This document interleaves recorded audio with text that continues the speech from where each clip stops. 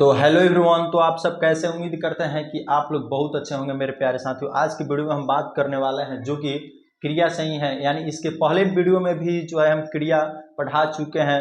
अब जो है कि हम क्रिया पार्ट 2 में आए हुए हैं। अगर आपने उस वीडियो को अभी तक नहीं देखे हैं तो उसका लिंक जो है मैं इसी वीडियो में प्रोवाइड करा दूंगा, वहां से जो है कि आप जाकर वीडियो को देख लीजिएगा। और जो है कि अगर आप मेरे यूट्यूब चैनल पर नए हैं तो चैनल को एक बार सब्सक्राइब कर दीजिएगा और बेल घंटा को प्रेस कर दीजिएगा, ताकि हमारे जो भी नोटिफिकेशन होगा आप तक जरूर पहुंचेगा। देखिए, कहा गया है कि अपने सपनों को जो है अपने सांसों में रखना, हर मंजिल को अपने बाहों में रखना, जरूर तेरी जीत होगी एक दिन, अपने हर लक्ष्य को जो है अपने नजरों में रखना। तो देखिए मेरे प्यारे साथियों, आज हम बात करने वाले हैं जो कि क्रिया पार्ट 2 से होगा। तो उम्मीद करते हैं कि आप लोग वीडियो को एंड तक बने रहिएगा और जो है कि हम समझाने का प्रयास करेंगे। देखिए यहाँ पर लिखा है कि संरचना के आधार पर, यानी लिखा क्या है कि संरचना के आधार पर क्रिया के भेद कितने होते हैं। तो संरचना के आधार पर क्रिया के जो भेद होते हैं वो 5 प्रकार के होते हैं। यहाँ पर बोर्ड पे आप लोगों को दिखाई दे रहा होगा, लिखा है कि संरचना के आधार पर क्रिया के भेद कितने होते हैं। तो 5 प्रकार के होते हैं। वो कौन कौन से होते हैं? जैसे यहाँ पर लिखा है, प्रथम में होता है प्रेरणार्थक क्रिया, और जो होता है दूसरे में होता है पूर्वकालिक क्रिया, और तीसरा में होता है नाम धातु क्रिया, और चौथा में होता है कृदंत क्रिया, और पांचवा में क्या होता है कि संयुक्त क्रिया। ये जो है क्रिया कितने प्रकार के होते हैं? तो 5 प्रकार के होते हैं। अब हम समझेंगे। सबसे प्रथम में क्या बोला है कि प्रेरणार्थक क्रिया। यहाँ पर देख रहे होंगे लिखा हुआ है प्रेरणार्थक क्रिया। क्या लिखा हुआ है? प्रेरणार्थक क्रिया। इसका परिभाषा जो है कुछ इस प्रकार से है। जैसे यहाँ पर लिखा है कि जब कार्य दूसरी की प्रेरणा से पूरी होती है तो उसे प्रेरणार्थक क्रिया कहते हैं।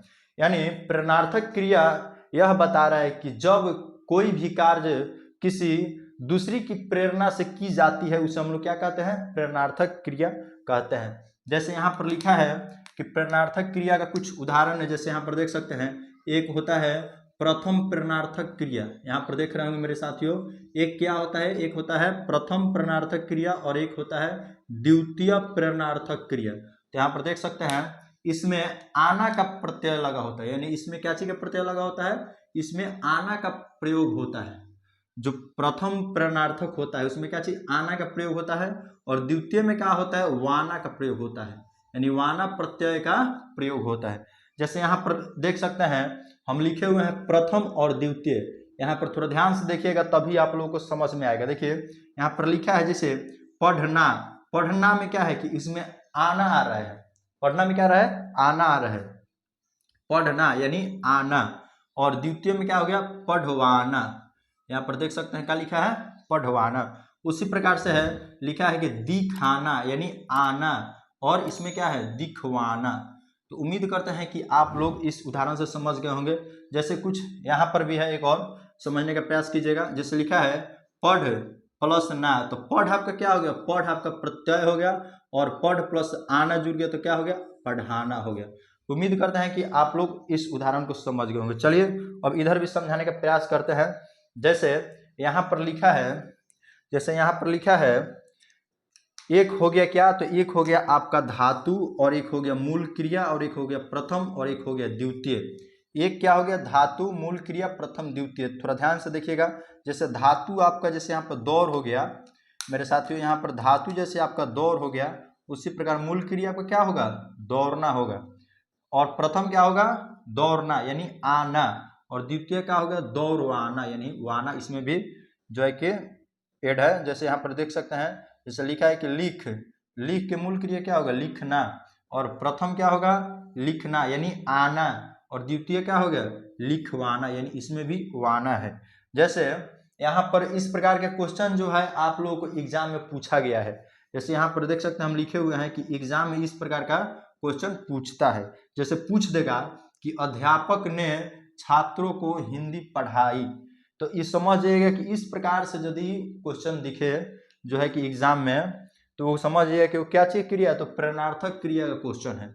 या जैसे यहाँ पर लिखा है कि माँ ने बच्चों से बर्तन धुलवाई, यानी माँ ने क्या की कि बच्चों से बर्तन धुलवाई। ये सब क्या है? ये सब प्रेरणार्थक क्रिया है। यानी खुद से काम जो है न करके दूसरों से काम करवाना ही एक प्रकार का प्रेरणार्थक क्रिया होता है। जैसे इसमें स्पष्ट रूप से हम आप लोगों को पहले ही बताया, जैसे लिखा है कि जब कार्य दूसरी की प्रेरणा से की जाती है उसे हम लोग प्रेरणार्थक क्रिया कहते हैं। यानी हम नहीं करेंगे, जो दूसरा व्यक्ति बोलेगा वह काम को करेंगे, उसको हम लोग क्या बोलते हैं, प्रेरणार्थक क्रिया कहते हैं। अब मेरे प्यारे साथियों, हम नेक्स्ट में बात करने वाले हैं जो कि पूर्वकालिक क्रिया, यानी पूर्वकालिक क्रिया। अब हम बात करेंगे, जैसे यहाँ पर लिखा है पूर्वकालिक क्रिया, इसका जो है कि परिभाषा यहाँ पर देख सकते हैं, लिखा है कि जब किसी वाक्य में एक कार्य के तुरंत बाद जो है कि दूसरी कार्य का होना पाया जाता है उसे हम लोग पूर्वकालिक क्रिया कहते हैं। यानी पूर्वकालिक क्रिया यही कह रहा है कि जब एक कार्य के बाद तुरंत जो है दूसरा कार्य को किया जाता है उसे पूर्वकालिक क्रिया कहा जाता है। पूर्व मतलब क्या होता है मेरे साथियों?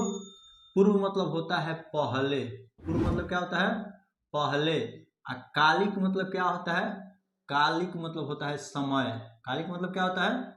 कालिक मतलब होता है समय।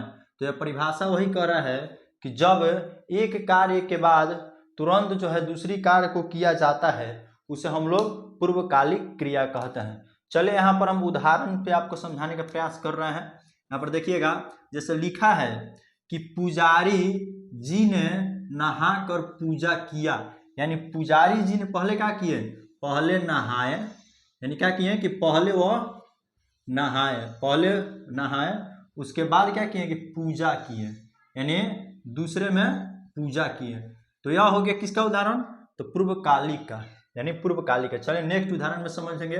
जैसे यहाँ पर लिखा है कि वह दूध पीकर सो गया। यानी पहले क्या किया? पहले वह दूध पिया, पहले वह दूध पिया, और दूसरे में क्या हो गया? दूसरे में जाकर सो गया। दूसरे में जो है सो गया, पहले दूध पिया, दूसरे में सो गया। तो आपका परिभाषा भी वही कह रहा है कि जो एक कार्य के तुरंत बाद किया जाए उसे हम लोग पूर्वकालिक क्रिया कहते हैं। जैसे वह खाना खाकर सो गया, पहले खाना खाया उसके बाद सो गया। इसमें भी देखेंगे, यहाँ पे आप लोगों को क्लियर हो जाएगा। जैसे लिखा है कि वह पानी पीकर चला गया। पहले कार्य क्या किया? पहले जो है पानी पिया, उसके बाद दूसरे में चला गया। तो उम्मीद करते हैं कि आप लोगों को जो है कि पूर्वकालिक क्रिया बेहद रूप से समझ में आ गया होगा। अब हम नेक्स्ट में बात करेंगे तीसरे नंबर में, जो कि नाम धातु क्रिया कहते हैं। यानी इसे हम लोग नाम धातु क्रिया कहते हैं। इसका परिभाषा जो है समझेंगे। जैसे लिखा है कि वे क्रिया जो संज्ञा सर्वनाम विशेषण से बने हो उसे हम नाम धातु क्रिया कहते हैं। यानी नाम धातु क्रिया वही कह रहा है कि वे क्रिया जो संज्ञा सर्वनाम विशेषण से मिलकर बना हो उसे हम लोग नाम धातु क्रिया कहते हैं। देखिए इसमें जो है याना आपको दिखने को मिलेगा लास्ट में। इसमें क्या दिखेगा? नाम धातु क्रिया में आपको याना प्रत्यय लगा होगा। यानी जहां पर भी याना प्रत्यय लगा होगा क्या समझिएगा कि वो नाम धातु क्रिया है। चलिए यहाँ पर समझने का प्रयास कीजिएगा। जैसे यहाँ पर लिखा है लाठी, तो लाठी का क्या होगा? लाठी का होगा लठियाना। यानी इसमें क्या है? लास्ट में याना है। उसी प्रकार से गाली, गाली का क्या होगा? गलियाना। इसमें भी लास्ट में क्या है? तो याना है। उसी प्रकार से हाथ, हाथ का हो गया हथियाना। यानी प्रत्यय लास्ट में क्या लग रहा है? तो लास्ट में जो प्रत्यय है वो क्या है? याना है।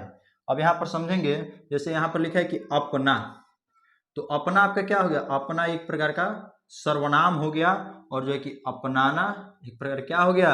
ये आपका नाम धातु हो गया। उसी प्रकार से गरम, गरम भी क्या हो गया? एक प्रकार का विशेषण हो गया।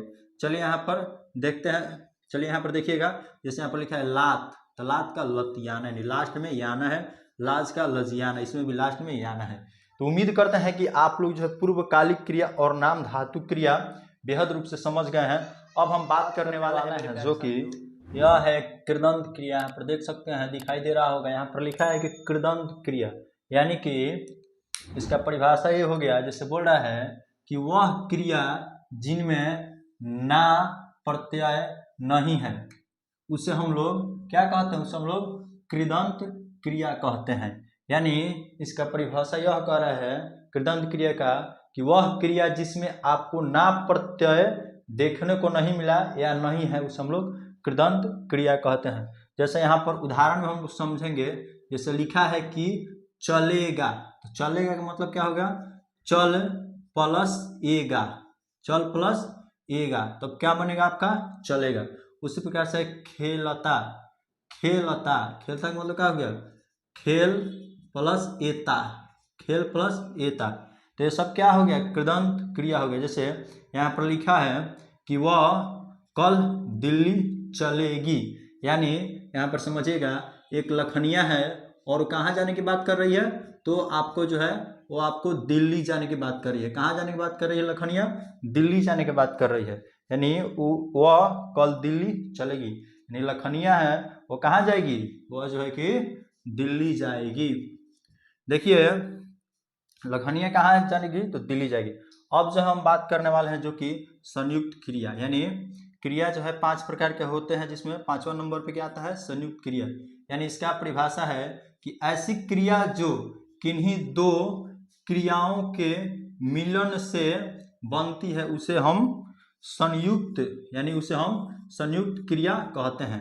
यानी इसका परिभाषा यह बोल रहा है कि ऐसी क्रिया जो किन्हीं दो क्रियाओं के मिलन से बनती है उसे हम संयुक्त क्रिया कहते हैं, यानी जो एक में जुड़ा हुआ है।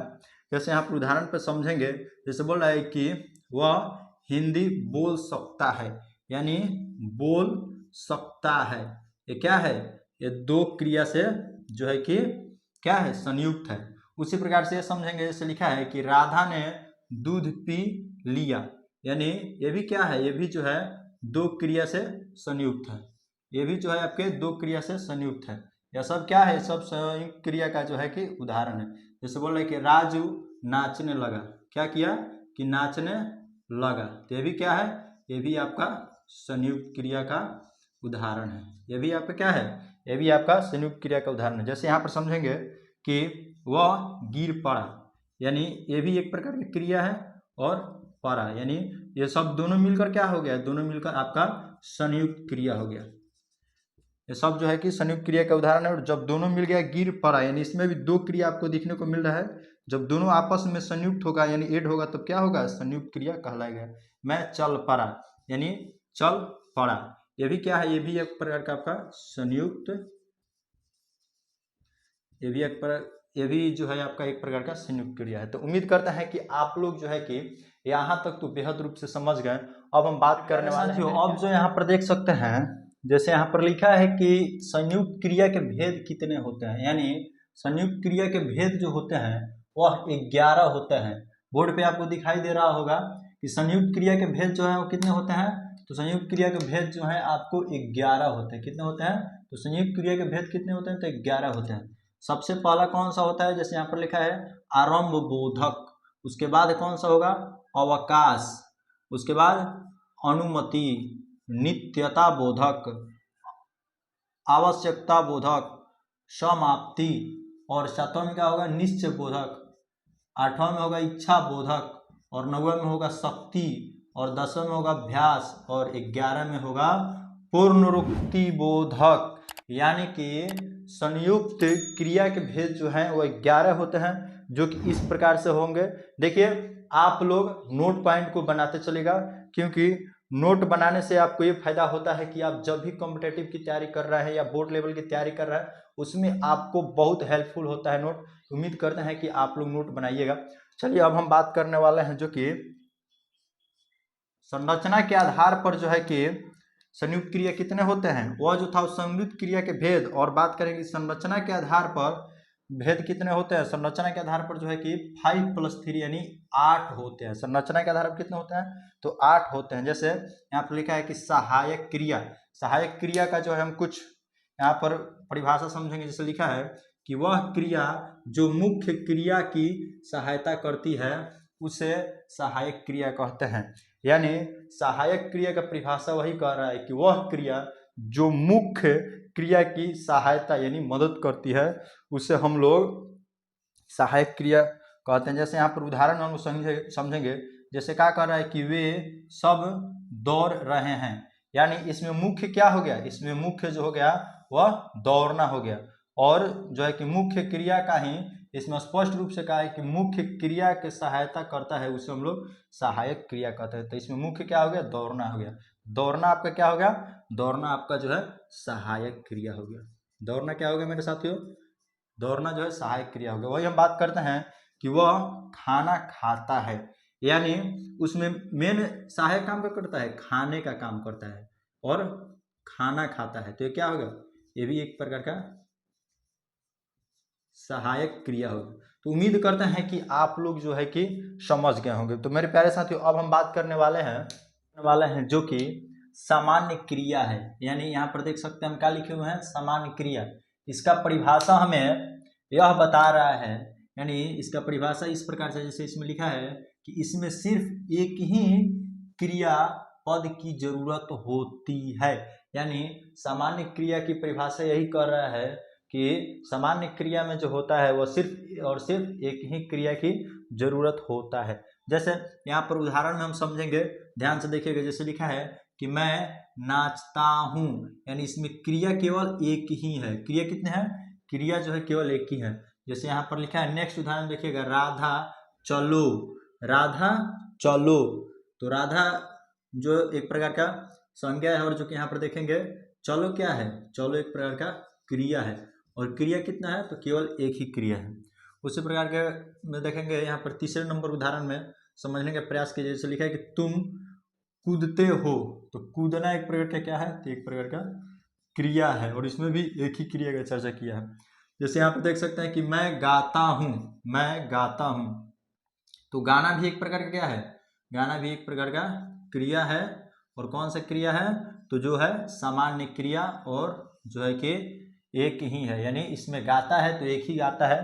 तो इसमें जो है सामान्य क्रिया का परिभाषा भी वही कर रहा है कि जिसमें सिर्फ एक क्रिया की पद की जरूरत होती है, उसे हम लोग सामान्य क्रिया कहते हैं। चलिए अब हम नेक्स्ट में समझेंगे सजातीय क्रिया। यहाँ पर बोर्ड पे आपको दिखाई दे रहा होगा, यहाँ पे क्या लिखा है, सजातीय क्रिया। किसी वाक्य से जब एक क्रिया दो शब्दों के रूप में लिखा जाता है उसे सजातीय क्रिया कहते हैं। यानी सजातीय क्रिया का परिभाषा जो है हम यह कर रहा है कि किसी वाक्य को जो है एक क्रिया को जो है कि दो शब्दों के रूप में लिखा जाता है, उसे हम लोग क्या कहते हैं, उसे हम लोग सजातीय क्रिया कहते हैं। चलिए यहाँ पर जुगाड़ की बात कर लें। देखिए हम आप लोग को एक बेहद जो है कि जुगाड़ बता देते हैं सजातीय क्रिया पहचानने का तरीका।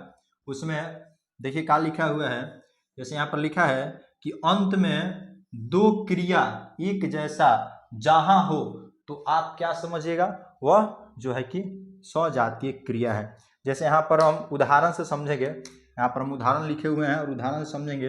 जैसे लिखा है कि भारतीय सैनिकों ने लड़ाइयाँ लड़ी, यानी भारतीय सैनिकों ने क्या की, लड़ाइयाँ लड़ी। तो इसमें क्या है, इसमें आपको दो क्रिया देखने को मिल रहा है, एक ही रूप का दो क्रिया देखने को मिल रही है, जैसे लड़ाइयाँ और लड़ी। तो यहाँ पर क्या है, यह जो है एक प्रकार का सजातीय क्रिया है। ये कौन सा क्रिया है, सजातीय क्रिया है। और यहाँ पर नेक्स्ट में देखेंगे, जैसे कहता है राजू ने पढ़ाइयाँ पढ़ी, पढ़ाइयाँ पढ़ी, ये भी क्या है, ये भी एक प्रकार का सजातीय क्रिया है। उसी प्रकार से हमने खाना खाया, यानी हमने क्या किया, हमने खाना खाया, हमने खाना खाया। ये भी क्या है कि एक शब्द का जो है कि दो रूप दिखने को मिल रहा है, उसको हम क्या बोलेंगे, सजातीय क्रिया कहेंगे। उम्मीद करते हैं कि आप लोग जो सामान्य क्रिया और सजातीय क्रिया बेहद रूप से समझ गए होंगे। और मेरे प्यारे साथियों हम बात करने वाले हैं अनुक्रणात्मक क्रिया। यहाँ पर देख सकते हैं लिखा है, थोड़ा देखिए मार्कर का जो है इंक शायद लग रहा है कि स्लो हो चुका है, यानी कुछ कम हो गया, जिसकी वजह से आपको थोड़ा लाइटिंग में नहीं दिखाई दे रहा होगा, लेकिन अगला वीडियो जो आएगा उसमें लाइटिंग में दिखाई देगा। देखिए कहा गया है कि अनुकरणात्मक क्रिया, यहाँ पर थोड़ा देखने का प्रयास कीजिएगा। अनुकरणात्मक क्रिया यहाँ पर लिखा है कि अनुकरणात्मक क्रिया का परिभाषा यह कर रहा है कि जब कोई शब्द किसी ध्वनि की अवकरण से बने उसे हम अनुकरणात्मक कहते हैं। कहता कि जब कोई शब्द किसी ध्वनि की अनुकरण से बने उसे हम अनुकरणात्मक क्रिया कहते हैं। जैसे ध्वनि का मतलब हो गया, जैसे जानवरों की ध्वनि, आप लोग जानवरों की ध्वनि तो सुने ही होंगे। जैसे घर में तो पालतू जो जानवर होते हैं जैसे कुत्ता हो गया, भैंस हो गई, गाय हो गई, बिल्ली हो गई, खरगोश हो गया, सब क्या हो गया, सब जो है पालतू जानवर है, तो उस सब का भी ध्वनि होता है। तो चलिए यहाँ पर जैसे हम लोग समझेंगे, जैसे यहाँ पर लिखा है खट खट खटाना, खट खटाना, ये सब क्या है, ये सब बोल रहा है यह जो है कि किसी ध्वनि की अनुकरण है। जैसे खट खटाना, थप थपाना, बज बजाना, यानी कि इसका अनुकरणात्मक क्रिया का परिभाषा हम लोग से यही कर रहा है कि जब कोई शब्द किसी ध्वनि की अनुकरण से बने उसे हम अनुकरणात्मक कहते हैं। कि जब किसी ध्वनि के अनुकरण से बने उसे हम लोग अनुकरणात्मक क्रिया कहते हैं। जैसे यहाँ पर जानवरों की ध्वनि, जैसे जानवरों की ध्वनि का खट, खट का क्या होगा, खटाना, थप, थप का थपाना, बज का बजाना। तो मेरे प्यारे साथियों देखिए, इसमें तो 11 है लेकिन हम लोग को 3 ही पढ़ना है, आगे वो उस सब को पढ़ने का कोई ज़रूरत नहीं है। फिर भी ऐसा होगा तो आप लोग कमेंट कीजिएगा तो हम आगे बता देंगे। चलिए, तो उम्मीद करते हैं कि आप लोग जो है एक क्रिया को जो है बेहद रूप से समझ गए होंगे। और आज के लिए इतना ही, फिर अगले वीडियो में जो है हम काल से बात करेंगे। और आप लोगों से मैं एक और रिक्वेस्ट करना चाहता हूं, जो कि आप लोग बहुत स्लो जो है कि आप लोग सपोर्ट कर रहे हैं। देखिए, आप लोग मेरा यूट्यूब चैनल है, मेरा यूट्यूब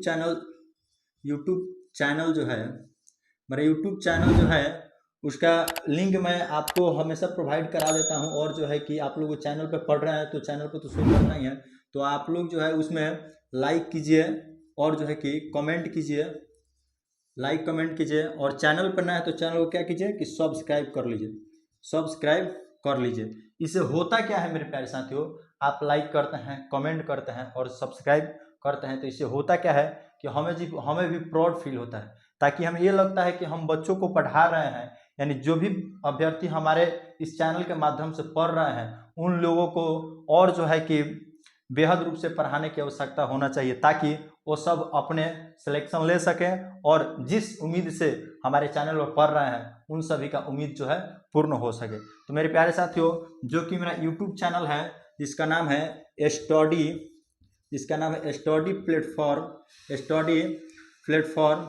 @94K, और ये भी है इंस्टाग्राम, जो मेरा लिंक है इंस्टाग्राम को भी फॉलो कर लीजिए। इंस्टाग्राम जो है वो भी वही है, स्टडी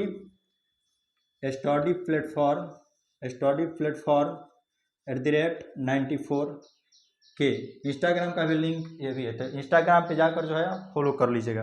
तो उम्मीद करते हैं कि आप लोग वीडियो पसंद आया होगा, तो लाइक शेयर कमेंट कीजिएगा। मिलते हैं इसी के साथ नेक्स्ट वीडियो में, अभी के लिए जय।